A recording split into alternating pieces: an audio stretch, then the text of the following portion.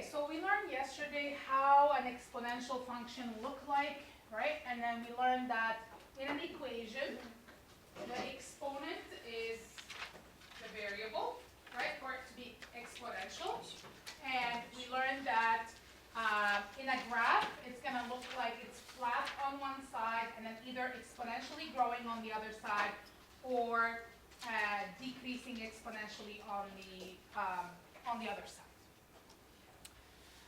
We also learned that the first ratio is constant, right, when it comes to exponential. The difference are not going to look constant, neither the first nor the second. What's going to be constant is the ratio. Do you guys remember this from yesterday? All right. So now we're going to look at exponential relations. So how are the exponential relations going to look like? What's the difference between the different exponential relations and what are the characteristics of it?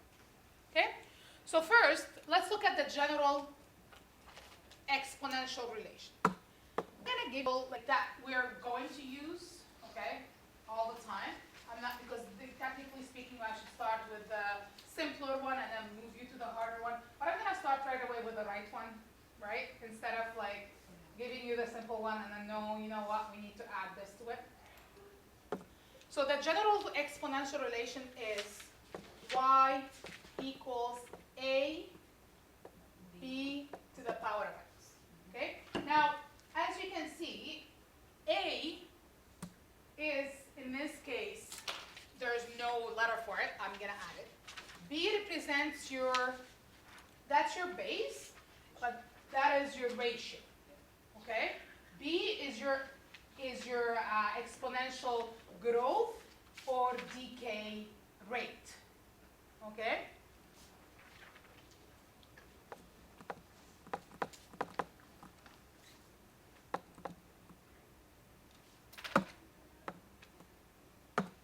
So it's the growth or decay rate. Okay? So remember yesterday when we did the first ratio, right? It was 2 because my numbers were doubling, and that was my base for my equation. That's the same thing here. Now what A represents your initial value. What value are you starting with? Okay? Because if you're starting with 100, right, it's going to be different than if you're starting with 50. It's going to be different than if you're starting with 1. Okay? So you always have to include your initial value here. If there is no value, then your initial value is 1. So if you see an equation that looks like this, right, then your initial value is 1. Okay? But if you see a question that looks like this, for example, what's your initial value? 100. Okay? And then that's going to make a difference in your table of values. It's smaller than quadratic, right? It is kind of.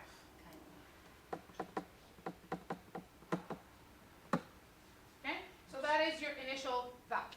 With the quadratic, your initial value was the last in the equation. Okay? So when we're going to make up the equations, we're going to look at the initial value always, and then we're going to look at our ratio. So let's look at the different exponential growth and exponential decay. What would be the difference in the equation, and what would be the difference in the graph?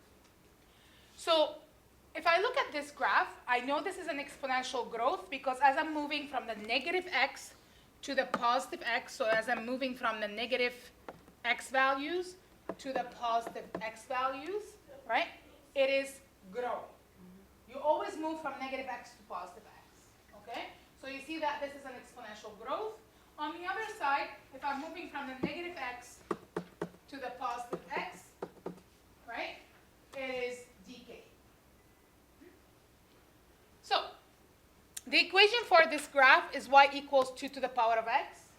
The equation of this graph is y equals a half x to the power of x. So what do you you notice the difference between the two? Yeah, so the first equation, the base is greater than 1. It's between 0 and 1. So this is always going to be the case. If your base is greater than 1, then you have an exponential growth. Okay?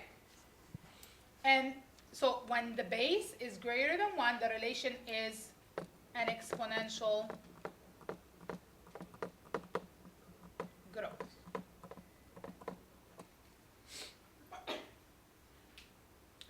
And when the base is between 0 and 1, then the relation is an exponential decay.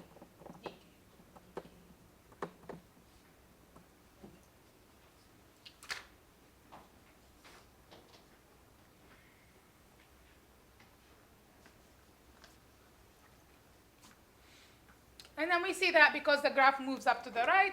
We talked about that from the negative x to the positive x. It's increasing, and then the other one is moving down. Here's the terminology. Okay? That number 2, which is my base, and 0.5, which is my base, we call them growth factor or decay factor. Okay? So if I ask you what's your growth factor, you're going to say 2. Or if I say is that growth or a decay factor, you're going to say it's a decay factor because it's 0.5 and that's between 0 and 1. Okay?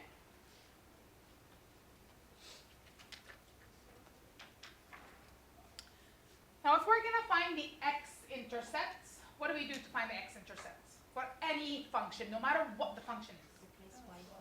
Replace y with a 0. Okay? So you're going to replace y with a 0. And then you're going to try to solve for your equation. So I'm going to use the y equals 2 to the power of x. And I'm going to replace y with a 0. And then I'm going to have to solve. Now, there is a way to solve for this algebraically, but we don't learn it in this course. However, yesterday, if you guys remember, right, we talked about folding a paper, right? And then as I fold, I had my numbers were increasing. And then I said, what if I rip the paper, right? And then we saw that the numbers were, I have half a face, quarter of a face, 1/8 of a face, 1/16 of a face, 1/32 of a face. So did I ever get to a 0 face? No. And I said, even when you get to a small piece that you can't rip it anymore, you can actually rip it microscopically, right? So you're never going to get to that 0 piece. What's an x-intercept? No x-intercept. So when y is 0 and when it intersects the x-axis, that means you have 0 pieces left. Will I ever have a 0 piece left? No. Right? You can always go to a certain, it's going to get close to 0. It's going to be like 0.000000005. Okay? But you're never going to get to that 0 point. Okay? So if you're going to look at this graph, if you look at this graph, you see that it's flattening out as I go into the negative, but it's not touching the 0. If I actually zoom in, it won't touch the x-axis. Okay? So there's no x-intercept. And anything, plug in any number you like, right? In for x, especially a negative ones in this case, it's going to be a number. Yeah, it's going to be 1 times 10 to the power of negative 20, right? Which is 0, 20 times. That's it. Okay? It's never going to be a 0. Okay? So in this case, I have no x-intercept. It will never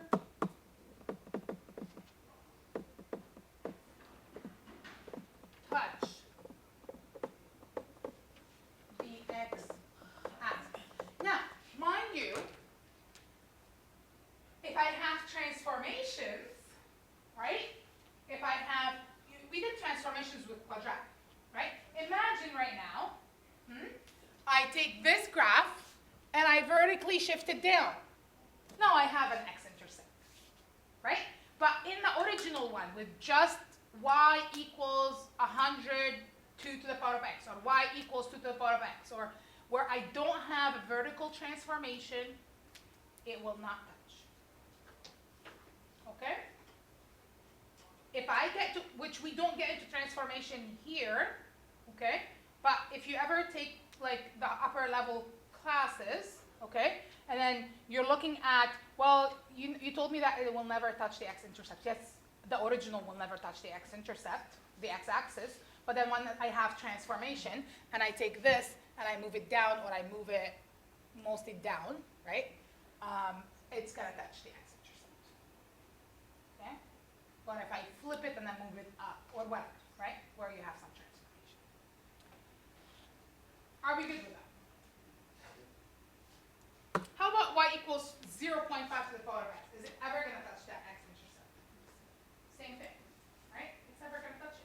You can plug in any value, positive value for x, 0.5 to the power of that, it's going to still give you a 0.0's number. Now if I want to find the y-intercept, x equals 0. So to find the y-intercept, no matter what the function is, right? These rules, the x-intercept and the y-intercept, that's the same thing for all the functions. So to find the y-intercept, let x equal 0. So let's look at this. 2 to the power of x. So if I'm going to let x equal 0, what's 2 to the power of 0? 1. That's my initial value, right, guys? Because what's my initial value for this one? Right? It's 1, 2 to the power of x, right? I said it's an invisible one. We don't write it. How about if I have y equals 0.5 to the power of x? What would be my y-intercept?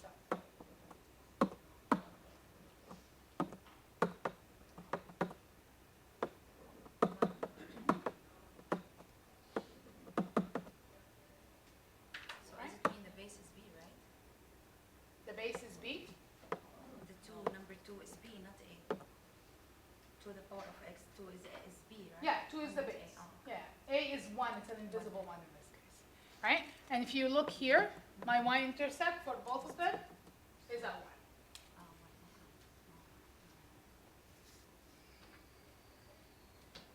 Oh, Are we okay with this?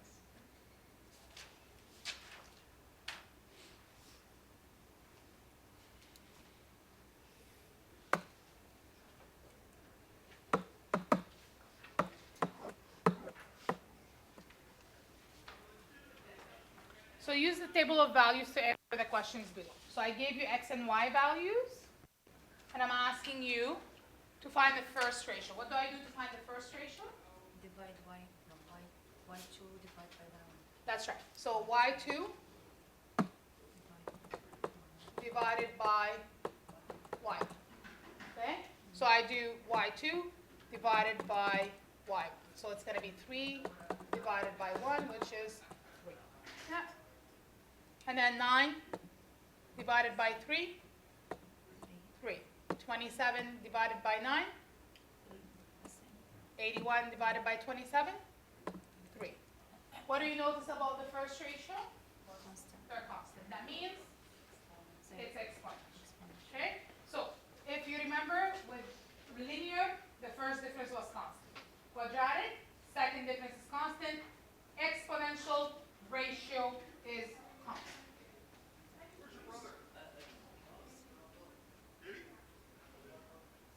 So do we have to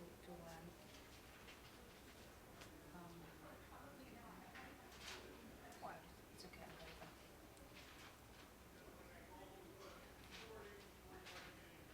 Is the relationship exponential, and explain, give a reason for your answer. Yeah. It is exponential. Yeah. Yeah. So the relationship is exponential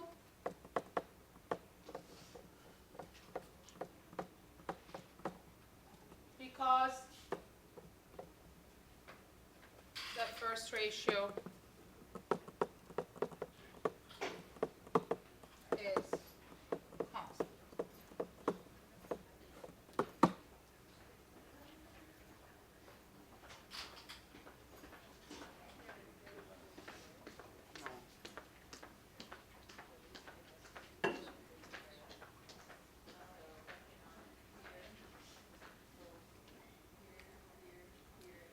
State the equation of the relationship. Y equals 3 to the power of x. Y equals 3 to the power of x? What's a? What's my initial value? 1, right? My initial value is 1. Look here. Remember, initial value is 1, x is 0, right? Yeah? So y equals, and then if I'm looking at the equation, right? My initial value is 1, right? So I don't have to include it if it's 1, okay? I don't have to write it. And my base is my ratio, which is 3 to the power of x. You can test it, right?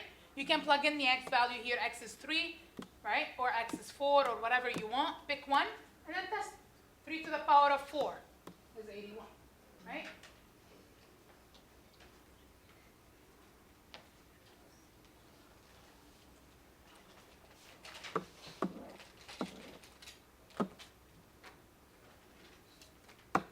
Now you're going to graph the relation.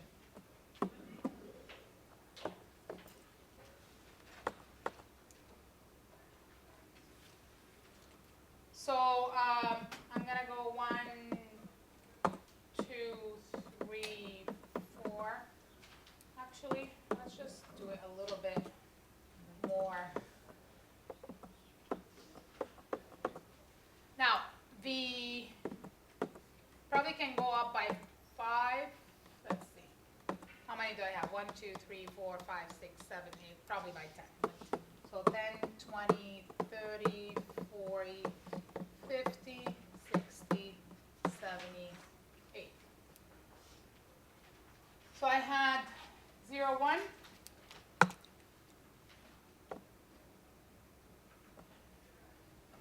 1, 3, 2, 9, 3, 27, and 4 is 81. And you see that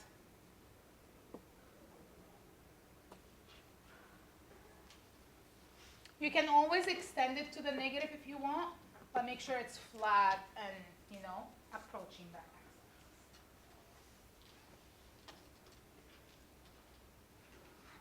Are you okay with this? Any questions?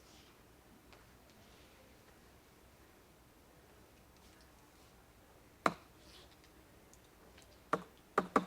have a question. If we have the a part negative, The a is negative? yeah. It will flip through the x-axis. So it will look like, so instead of looking like this, it will look like this. Okay?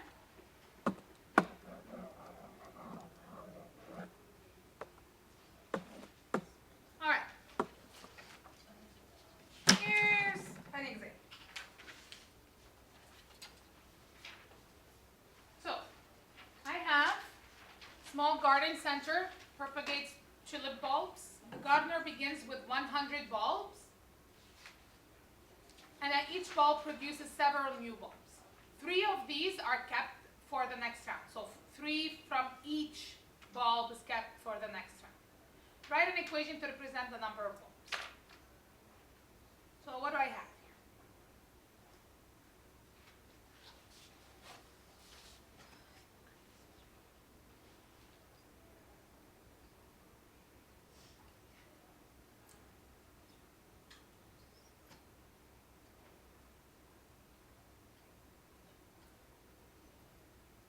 What am I starting with?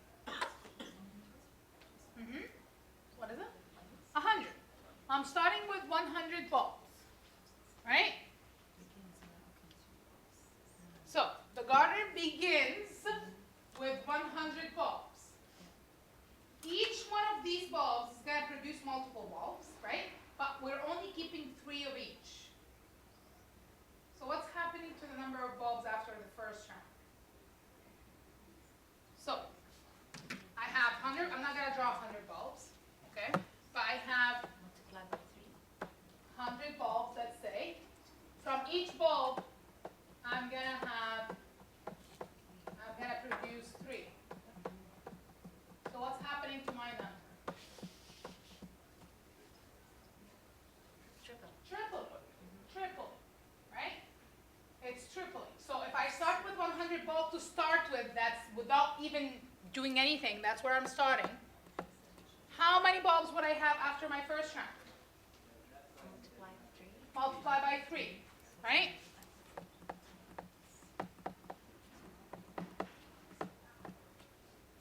Okay. Then, from this one, I'm going to have 3, right? And then 3 and 3 and 3. So that's another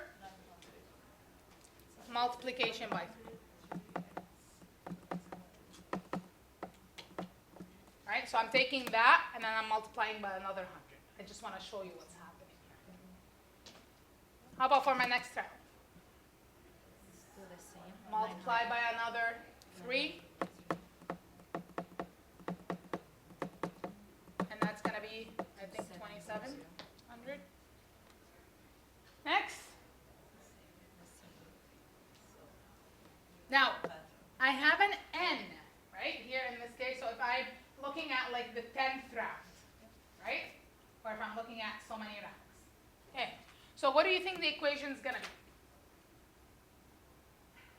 And multiply 3. Forget about the n. What do you think the equation is going to be? 3 the exponent of x.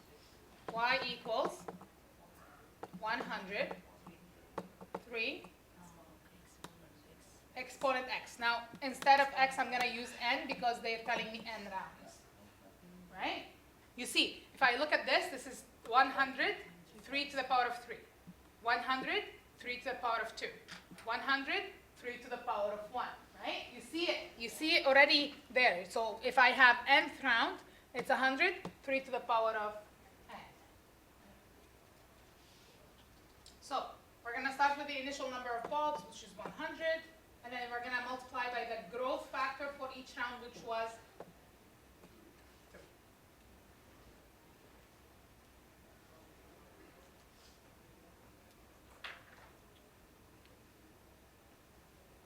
So remember I told you they want me to start with y equals b to the power of x and then move to this one. But I already started with this, and I said this is the general equation, right? Y equals a, b to the power of x. And A represents the initial. B is the, it's the ratio, it's your growth or decay factor, right? Which is my common ratio, right?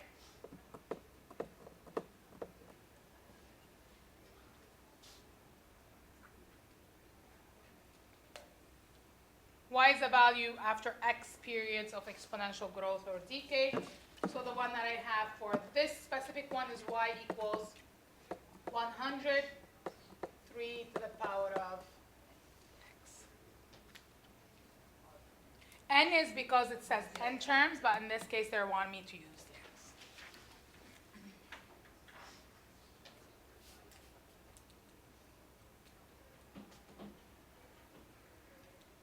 Is your brain hurting yet or no? Nice.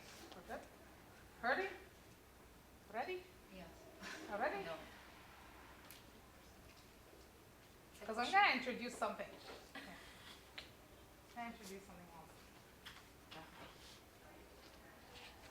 Oh, we're almost done in it. It's not fun. Really? You can add another one. Okay. Get your notes out. Get some papers out.